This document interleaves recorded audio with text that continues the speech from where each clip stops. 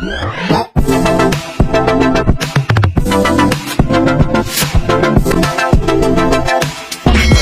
naman po tayong muli mga kagrasa, magsisir ng mga kalaman. Ito ay isang XRE 125 na FI. Ito mga kagrasa, tanggalin natin. Okay? Ito ang trabaho natin mga kagrasa.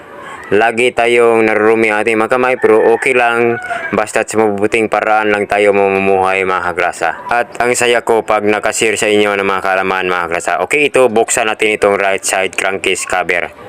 Okay, ang issue ng XRM na ipay na ito is may lumalagutok ito sa kanyang makina. At ito ay dinadala sa shop at hindi na niya pinandar kasi para bang magbiyak na talaga ang kanyang makina ang sabi ng may-ari mga kagrasa. Okay, ito na, buksan na natin para makita natin kung anong sitwasyon sa loob. Okay, ito na ang dahilan. Mana pa? Biring gid niya. Dili sa bearing. Okay, ito ay sa clutch, medyo malaki ng blade. Tingnan natin ang bearing dito. Yung nagtatanong kanina is ang panganay kong anak dahil siya ang katulong ko dito sa bahay. I-pull out natin itong makina para may overhaul natin para makita natin kung anong nangyari sa loob.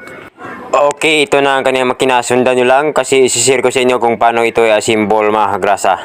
First is tanggalin natin itong cylinder head niya mga kagrasa. Okay, ito ay FI na XRE mga kagrasa. Share ko sa inyo kung paano magtanggal at kung paano ito i-assemble itong FI na XRE mga kagrasa.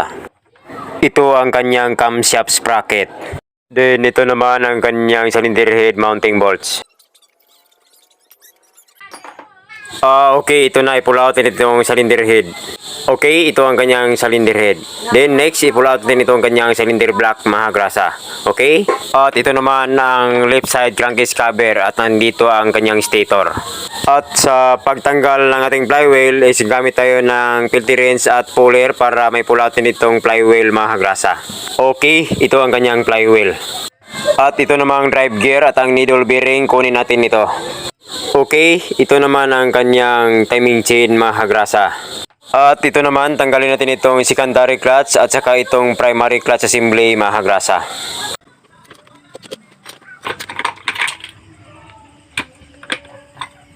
Okay, ito ang kanyang clutch width assembly mga kagrasa. At ito ang kanyang drum at ang kanyang clutch width assembly mga kagrasa. At ito naman ang kanyang clutch outer at ang kanyang clutch disc at clutch split assembly mga kagrasa. Okay? Nandito ang kanyang clutch lining. Ito na ang sanhi ng lagotok. Ito, nasisira itong bearing ng ating main shaft. Okay, yan. Tatanggalin mo natin itong return spring at ang kanyang retainer at ang kanyang collar ng ating kickstarter spindle mga kagrasa. Okay? Ito yan. Okay, ito ang tinatanggal ko is ito ang gear shift complete. Okay, ito yan ang gear shift complete mga kagrasa. Okay, yan. Okay, ito na. Oops, ito na ang kanyang lamang loob ng ating crankcase. Nang natanggal yung kanyang ball bearing. Okay, ito ang kanyang bearing na nasira mga kagrasa. Okay, yan yun ang kanyang bearing sa ating main shaft.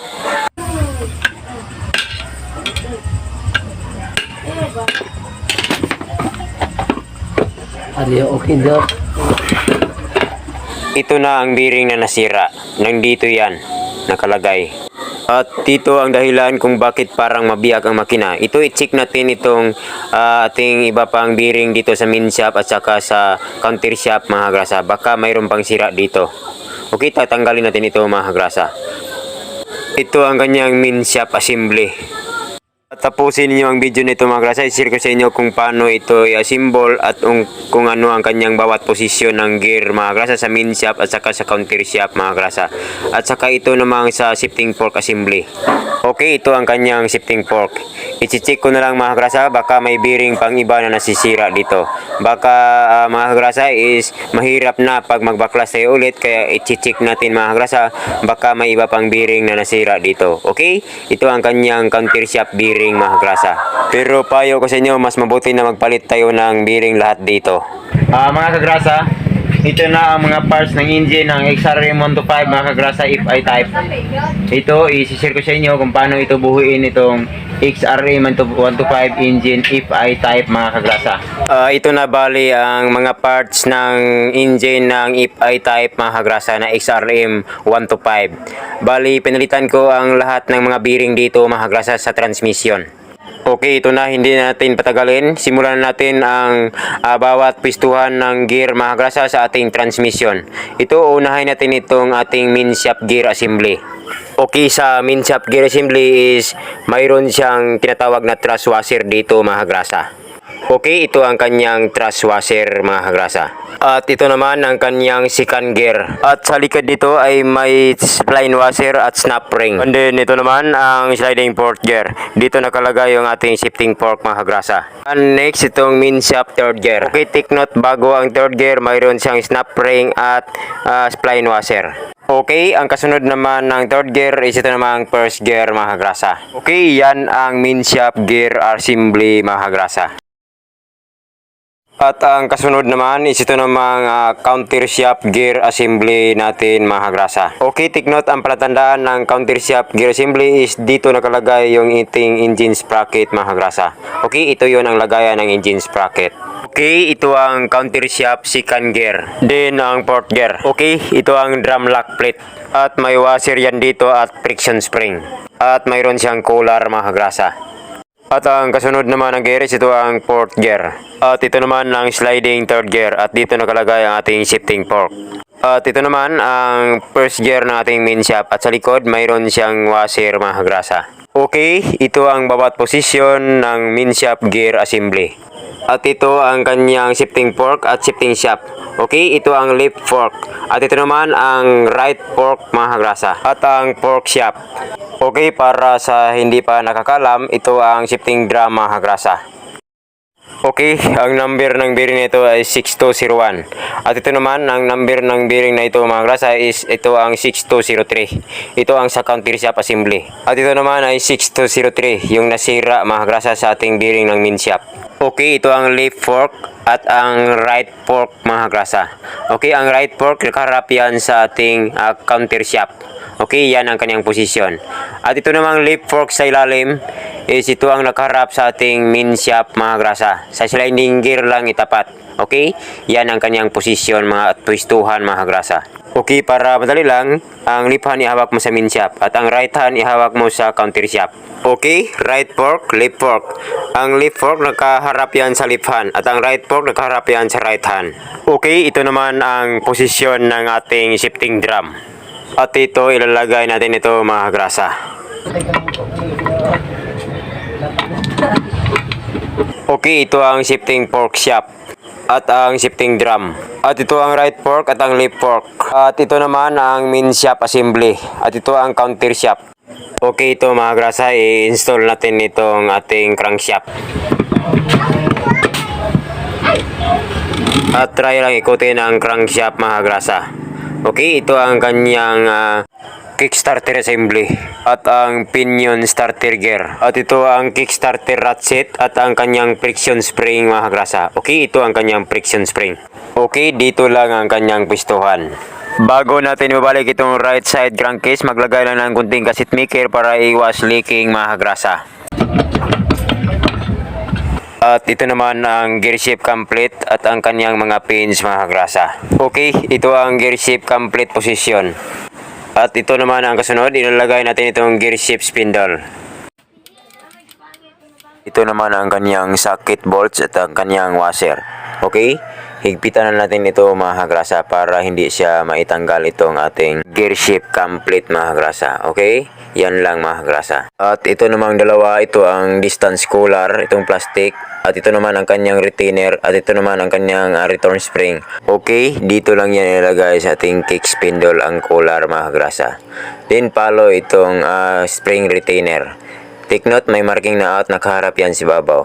Okay, then follow naman itong collar at ang kanyang return spring. At ikutin lang konti itong return spring para may tapat itong kanyang lock mga kagrasa. Okay, yan lang ang kanyang posisyon. At ito naman ang kanyang oil filter. Okay, dito lang yan ilalagay.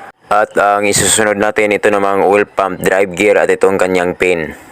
Okay, unahin natin sa paglagay itong kanyang pin dito at pagkatapos ito naman ang kanyang oil pump drive gear. Okay, dito lang yan ilalagay mga kagrasa. At ito naman ang kanyang cooler bago natin ilalagay ito ang kanyang clutch outer housing mga kagrasa. Okay, ito ang kanyang clutch outer housing. At ito naman ang kanyang clutch plate at clutch disc assembly mga kagrasa. At take note ha, huwag kalimutan may washer yan dito. Okay, ito lang ang kanyang posisyon mga kagrasa. Okay, sundan nyo lang. At ito naman ang kanyang clutch drum at ang kanyang primary drive sub gear mga kagrasa. Okay, ito ang kanyang sub gear. And then, ito ang kanyang clutch switch assembly.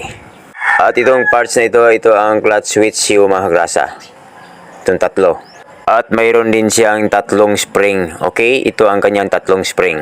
Okay, sundan nyo lang. Sana mayroon kayong matutunan dito mga kagrasa. Okay, yan ang kanyang posisyon. At dito naman sa bandang likod, ilalagay lang itong clutch outer guide. Okay? Para hindi siya umalog-alog sa paglagay natin sa main shop itong ating clutch assembly mga kagrasa. At huwag kalimutan mga kagrasa, kailangan magkatapatan itong primary drive gear bago ito ilalagay mga kagrasa. Okay? Sundan nyo lang.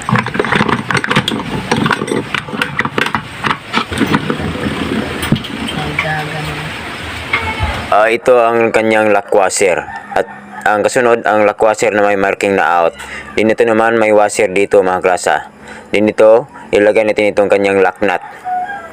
At saka dito mga klasa, may lock nut dito. Okay, ilalagay lang dito. Okay, take note bago higpitan ang lock nut, siguraduhin may tapat itong drive gear sa bandang likod mga klasa.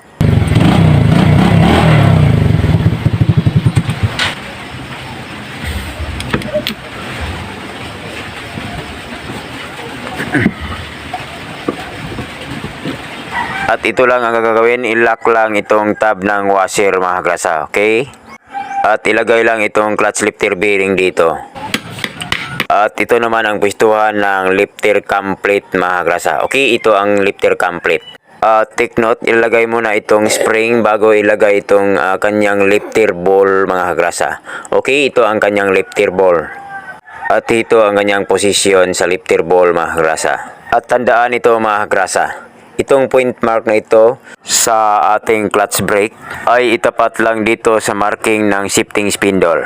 Okay, kailangan magkatapatan itong dalawang marking mga kagrasa para hindi magkaroon ng malfunction mga kagrasa ang ating pot clutch. Kasi pag hindi ito magkatapat is magkaroon ng malfunction ang pot clutch natin mga kagrasa. At huwag kalimutan ang gasket bago ilalagay itong ating oil centrifugal filter cover. Then gasket bago ang right side crankcase cover ilalagay mga kagrasa.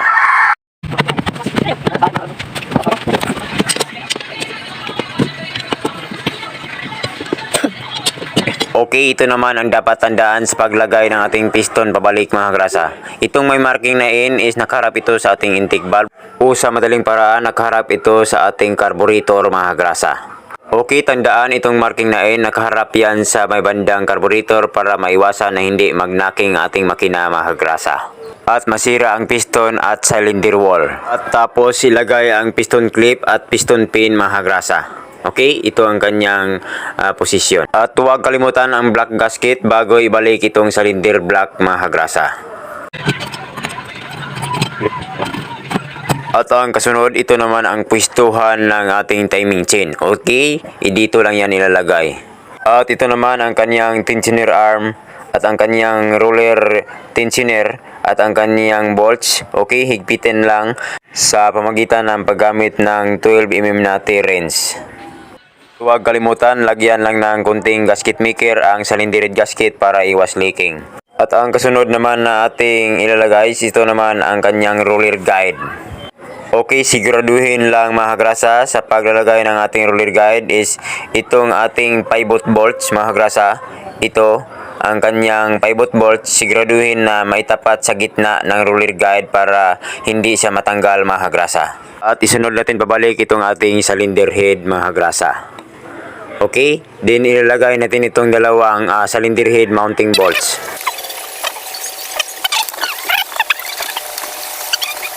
Ibabalik natin itong kanyang drive gear. Okay, ito ang kanyang drive gear. Then ang kasunod, ito naman ang kanyang shaft ng ating reduction. At ito ang kanyang reduction gear. At ito naman ang kanyang collar.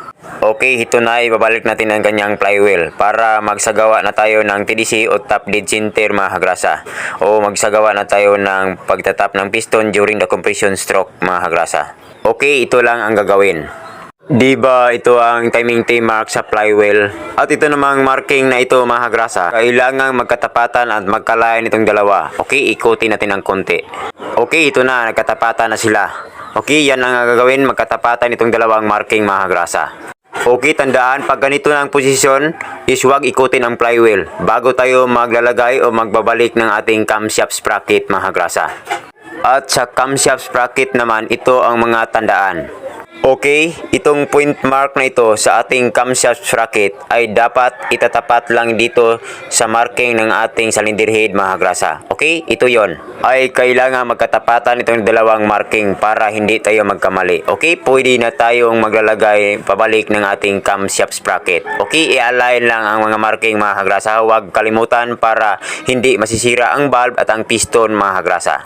Kasi pag hindi magkatapatan itong mga marking mga kagrasa, itong mga tinuturo ko, is magkaroon ng malfunction ng ating mechanical at electrical mga kagrasa at hindi umaandar ang ating motor. At kung umaandar man is wala siyang power ma-offer siya mga kagrasa.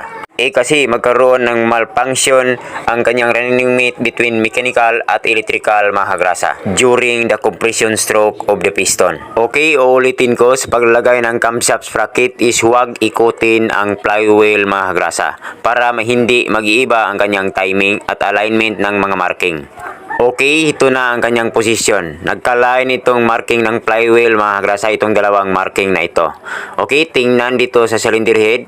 Nagkalain yan dito mga kagrasa. Itong marking ng camshaft at saka itong sa cylinder head natin mga kagrasa. Okay, ganito lang ang gagawin sa pagtatap ng piston o pagsagawa ng TDC during the compression stroke of the piston mga kagrasa. Kailangang magkatapatan itong mga marking sa flywheel at sa cylinder head mga kagrasa para hindi magkaroon ng malfunction ng ating mechanical at electrical during the compression stroke of the piston mga kagrasa. Para din insaktong-eksakto ang timing ang pag-deliver ng ating kuryente sa combustion chamber para pagsunog boom ng ating mixture sa air and fuel sa ating combustion chamber. Para magkaroon ng timing na pagsabog sa mixture sa ating combustion chamber during the compression stroke of the piston. Okay, sana naintindihan nyo mga kagrasa. At huwag kalimutan bago ipabalik itong left side crankcase, maglagay ng gasket mga kagrasa. Okay, ito ang kanyang stator. Okay, ilagay natin pabalik mga kagrasa. Okay, natapos na. Ito, balik natin ito sa kanyang chassis. Maglagay muna tayo ng oil bago natin subukan na pandarin mga kagrasa. Ito na mga kagrasa, ang IPI na XRE 125. Sana mayroon kayo natutunan dito. Subukan natin itong pandarin.